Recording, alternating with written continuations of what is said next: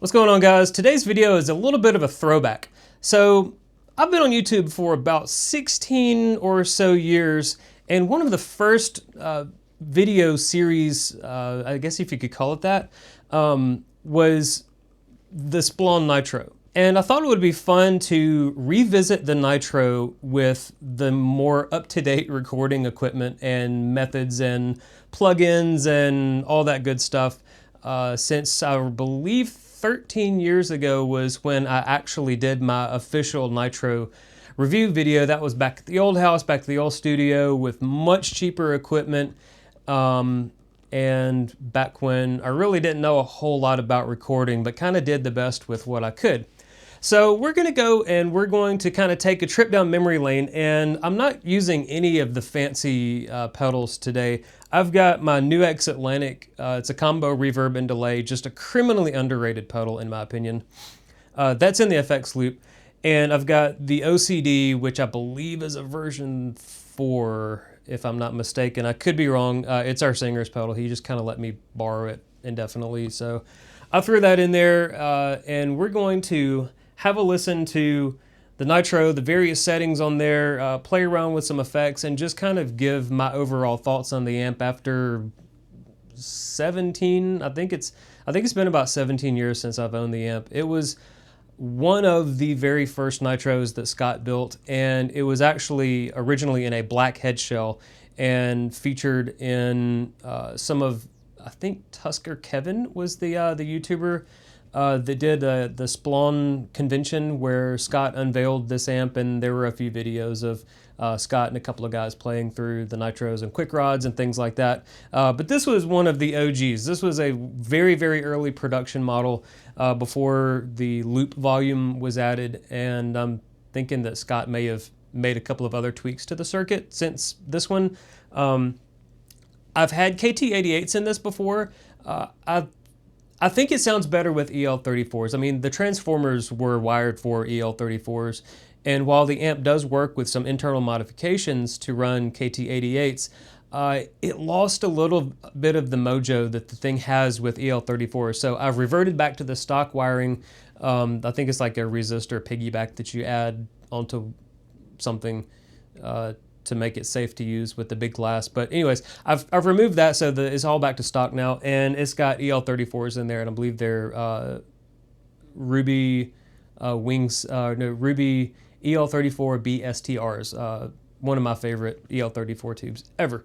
So the preamp tubes, if I'm recalling correctly, are mostly the Ruby HG 12AX7s, and there might be one of the cryo. I'll put a link in the video description because I still it was a fairly new purchase for a couple of these preamp tubes, but I'll put a link to which one and kind of a notation of which one is in V1 and V2 of the amp. So, and by the way, that intro jam there was one of my old band Chromeheart. It was one of our old singles that we wrote. way back in the mid 2010s, late 2010s. And we actually went to Atlanta to record a 3-song EP with Rick Beato back in the day. And that was one of the songs that he really wanted us to record with him and Ken Lanyon, his engineer. Really cool guys. So if you like that, I'll have a couple of other links in the video description of some of the other songs that we recorded with him. And again, they were all original songs, and we had probably about maybe 15 or 20 songs that we had written together as a band. And unfortunately, the bar owners, they wanted to hear cover songs. They wanted us to play songs that people could sing to, that people knew, which I understand, but we liked our songs better. So anyways, yeah, if you want to check out those songs, they'll be in the video description. Let's get going here. I'm going to turn off the Atlantic so it is bone dry, and we're going to start off on the clean channel. It's not going to sound very good dry. I mean, it's like I said back way back when I was playing this in our band's old practice shed. It's not the greatest clean channel. I think this is modeled after the 2-channel Marshall JCM800, the 100 watt version. And I think Scott basically said, and this is kind of secondhand, I don't believe Scott actually said this, but I think it was said on the Splawn forums that Scott said allegedly that it was intended to be kind of the biggest, baddest, nastiest, overbuilt Marshall JCM800 2-channel amp ever. And so yeah, it's big and mean and nasty, and it is built like an absolute tank. And we're going to go ahead and get started here. Signal chain for today is the Tokai LS150 with the Brian Conaheck Sheptone PAF pickups. And I've already told you about the pedals that we're using, and it's going to the Splawn 412 cabinet with an SM57 and an MD421 on a Scumback H75, and the mics are going into the Neumann interface, and it does this. I'll tell you what, let me tune up. All right, clean channel.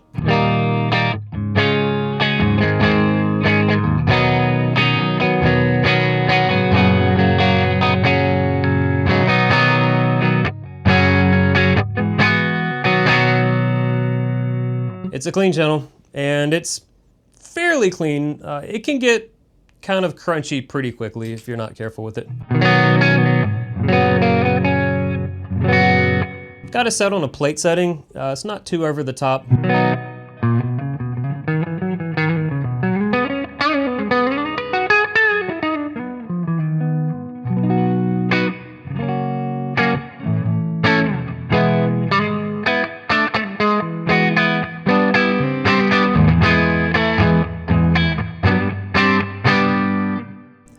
Turn it a little bit here and decay down so it's kind of a big room now.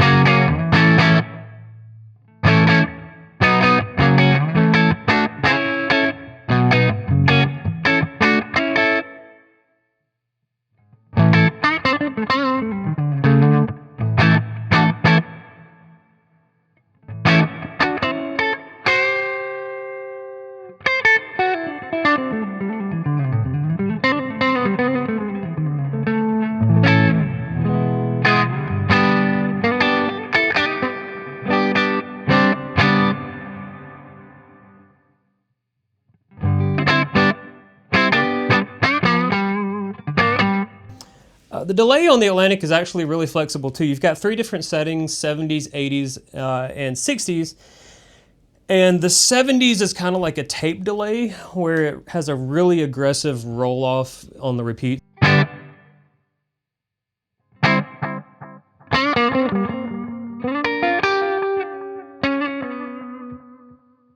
60s is kind of your typical, maybe like a bucket brigade type thing, where it's not as aggressive with the roll-off as the 70s, but it's not as clean as the 80s.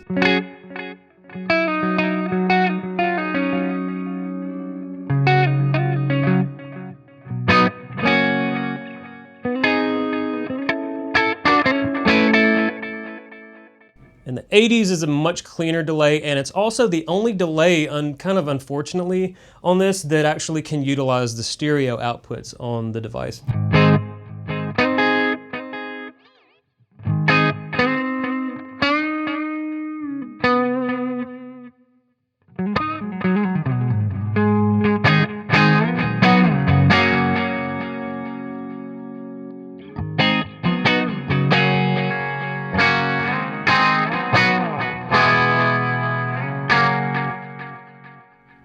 I prefer the 60s setting. I don't like the 80s cleanliness. I like it to die a little bit on the top end.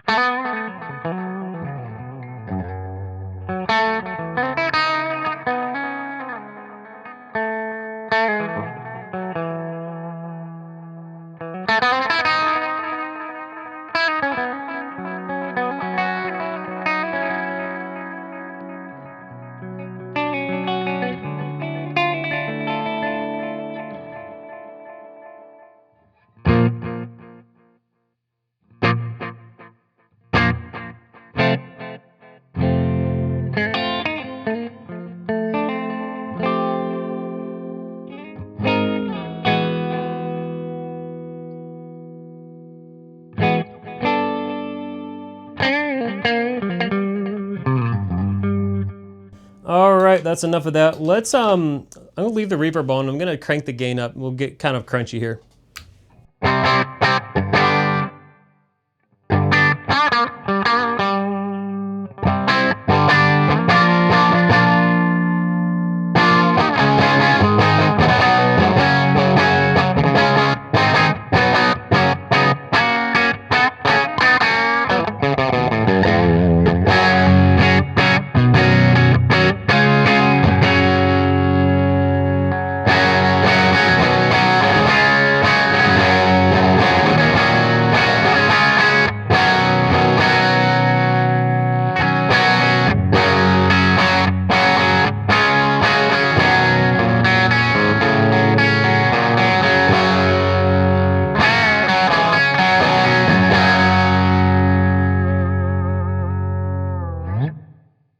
All right, let's check out the overdrive channel. Now, this amp has two overdrives. There's overdrive 1, overdrive 2. Overdrive 2 kind of pushes the low end a little bit more and pushes the saturation a little bit more. I rarely ever use overdrive 2. I always use overdrive 1, and then I always hit it with an overdrive boost in front. I prefer to get a little bit extra saturation and fullness of the sound using a drive pedal rather than the built-in overdrive 2. All right, this is overdrive 1.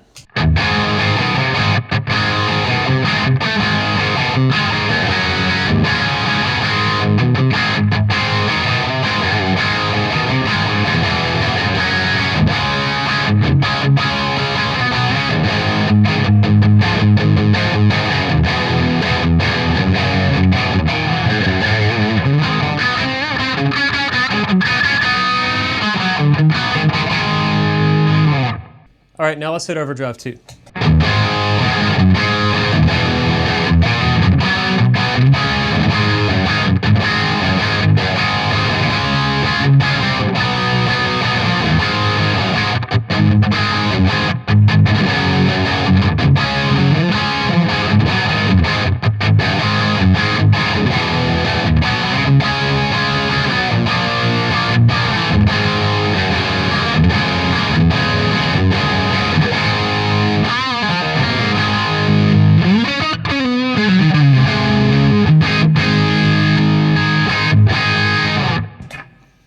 All right, now let's boost overdrive 1.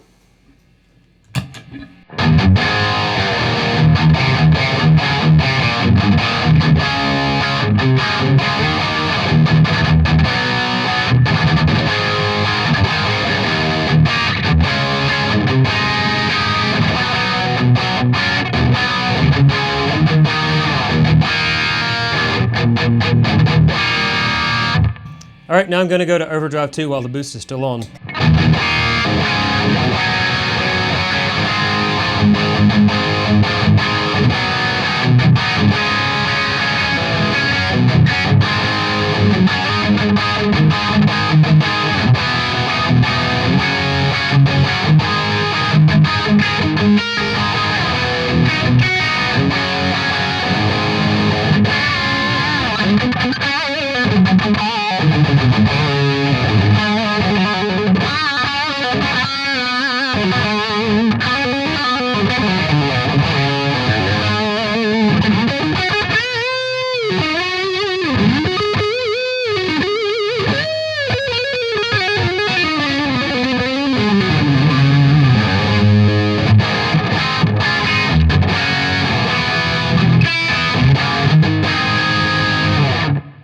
Okay, so one cool control on this amp is the resonance control. Now, that's basically kind of the negative feedback, I think is what it's technically called. But basically, it's a variable bold and spongy knob on the amp, kind of like you would see on the Mesas where they would have a bold spongy switch. This is sort of a knob, and the further counterclockwise it goes, the tighter and cleaner and more percussive the amp is, and of course the more you crank it up, the more fluffy and more saggy and squishy the sound gets. So let's hear that.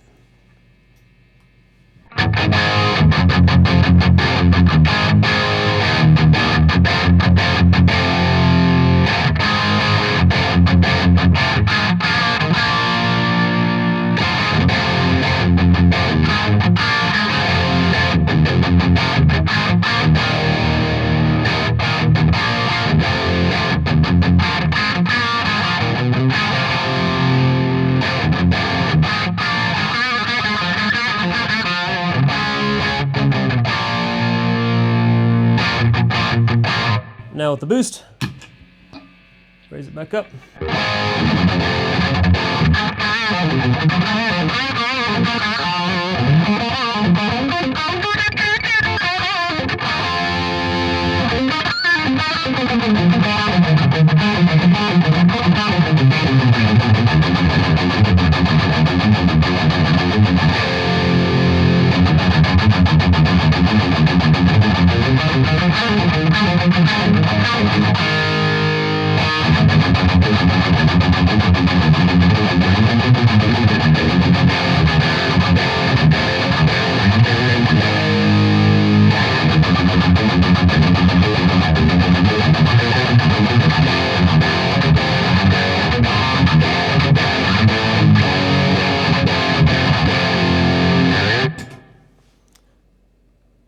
I prefer to run it right around there. It's still pretty clean, still pretty tight and percussive, but the sound fills out and has a little bit of extra give to it, and it feels just right to me with the setting right there. So that's kind of where I run it. And when we recorded with Rick, I distinctly remember the resonance being right around there somewhere. So yeah. Let's play with the gain here. Gain is pretty low, and we're on overdrive 1 with the boost off.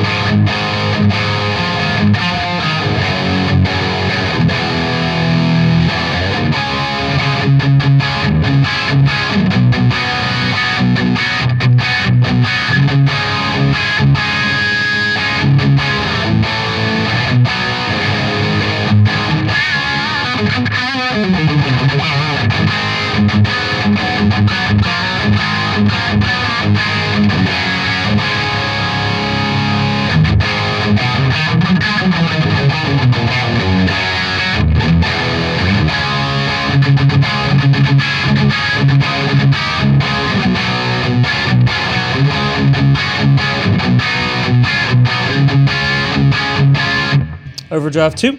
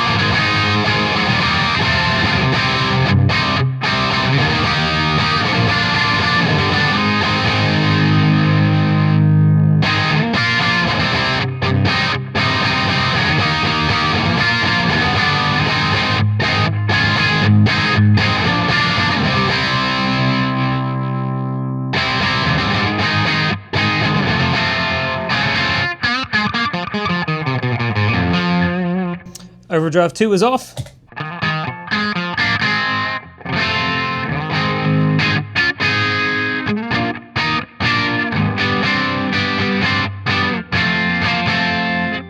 Very, very choked sounding and feeling right there. It does not like being this low.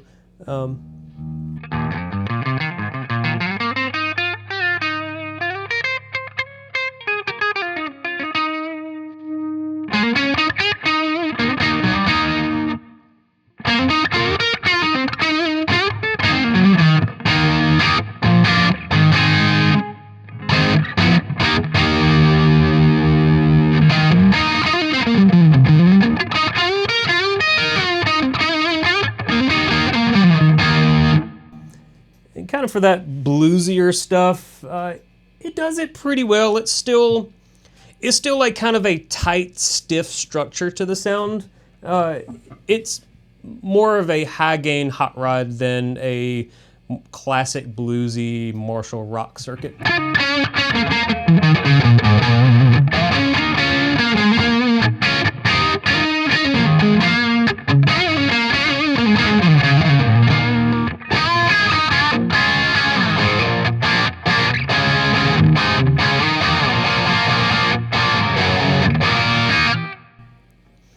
Overdrive 2 is back on.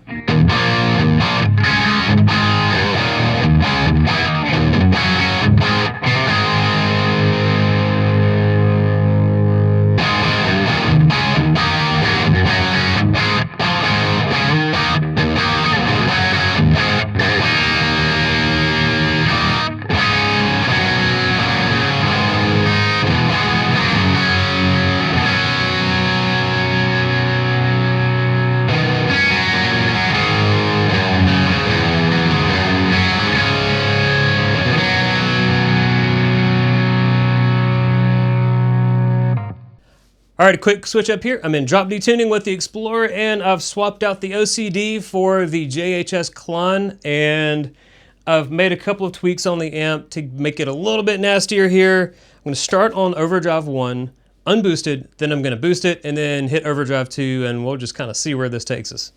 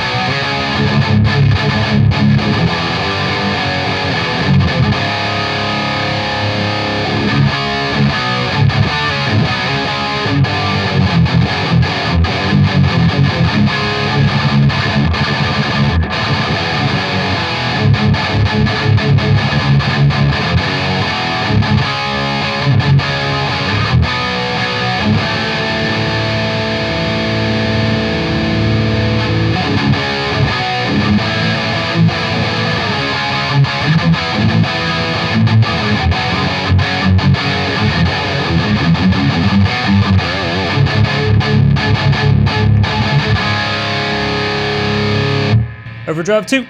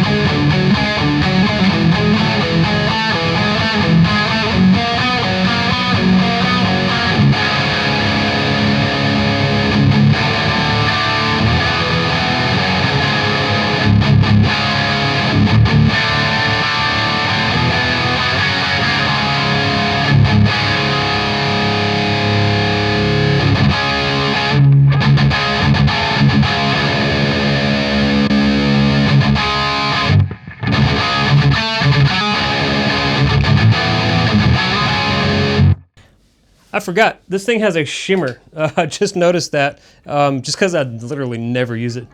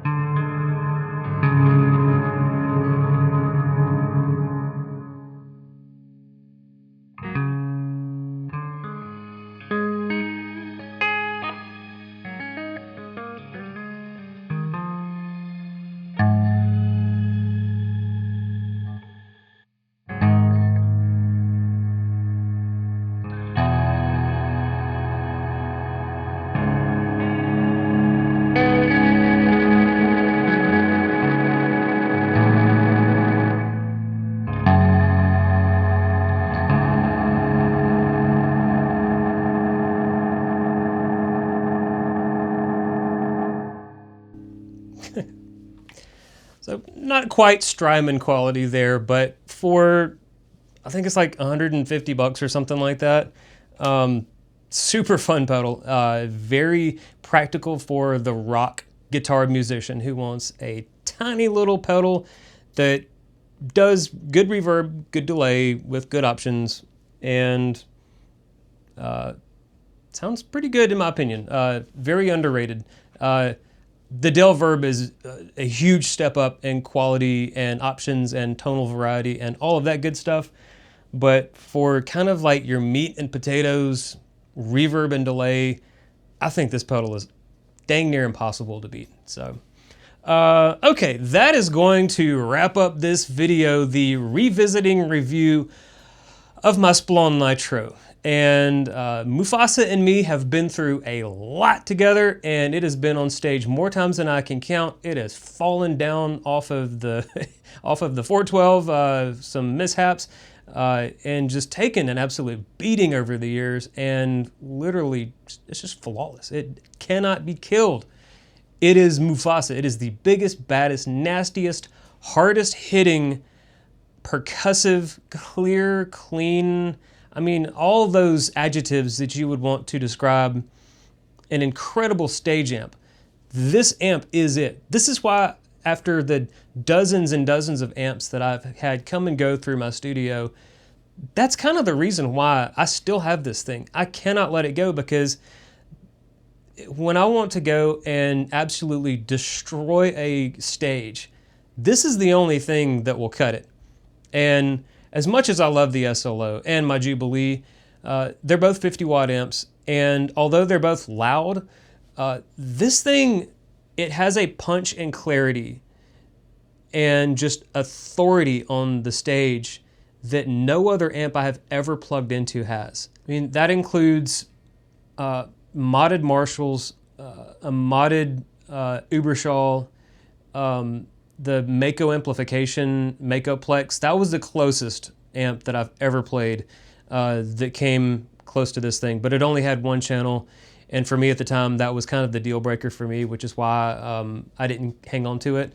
But yeah, I mean, just the Super Lead. I mean, it's a loud amp, but it's kind of like the loudness that like drills into your head and hurts you when you have it cranked really hard. This amp, the loudness and the sound of it, it doesn't hit you up here. It hits you like in your chest. It's like getting kicked in the chest. It's just so impactful of a sound.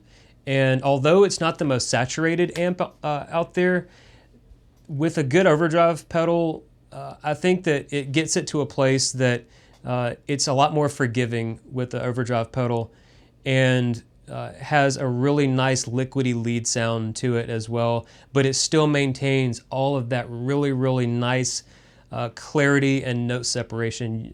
Without an overdrive, you cannot hide when you're playing this amp, and it's one of the reasons why I really like it as well. It's an honest amp, and it just has a Marshall type sound that I don't think I've ever heard out of any Marshall.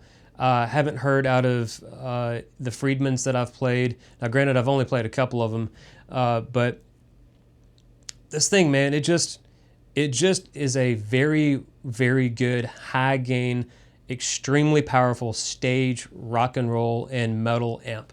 And in my opinion, if you want something that I feel like the guitar community has kind of forgotten about, other than the diehard Splawn fans, I think it's still worth checking one of these out. And I know that the Tone Wars guy, he did a video recently on the Nitro, and it was a really good video, and it kind of got me thinking, like, man, I haven't really talked about this thing in a long time, and I think it was overdue. Just because having played so many amps and owned so many amps in the last 13 or 14 years since I did the initial review of this, my perspectives have kind of evolved and changed, and I've sort of gotten a really good idea out of what all is out there in the kind of the sonic territory that this amp occupies. And I still think that this is an absolutely just stunningly good amp. And if you can find one, or if you want to buy one new, I know that Scott has a few different models now, maybe some different variants of this. They're still 100% worth checking out, and I would highly recommend you guys either go straight to Scott and grab one, or maybe find one on Reverb. I think they've held their value pretty well on Reverb. Now, he also has the Quick Rod, and that's more of a classic Marshall high gain sound. It's got a little bit more of that upper mid-range bite and snarl to it. Now, this amp still has plenty of that, but the focus of the sound and the voicing of the Quick Rod is a bit more in the upper mid-range, whereas this one is more of the lower mid-range, just a little bit more scooped, but has a much larger mid-range and like this nice grind in the lower mids that I think the metal players, they kind of aim for versus the what the quick rod sounds like. So anyways, I'll have a link to all the stuff in the video so that you guys can check all that good stuff out. All that in the video description. So yeah, there's going to be a little bit more interesting Nitro content coming here in the next day or two. So stay tuned for that. I got something fun planned. Anyways, I will see you guys in the next video. Thanks for hanging out with me, and you guys take care.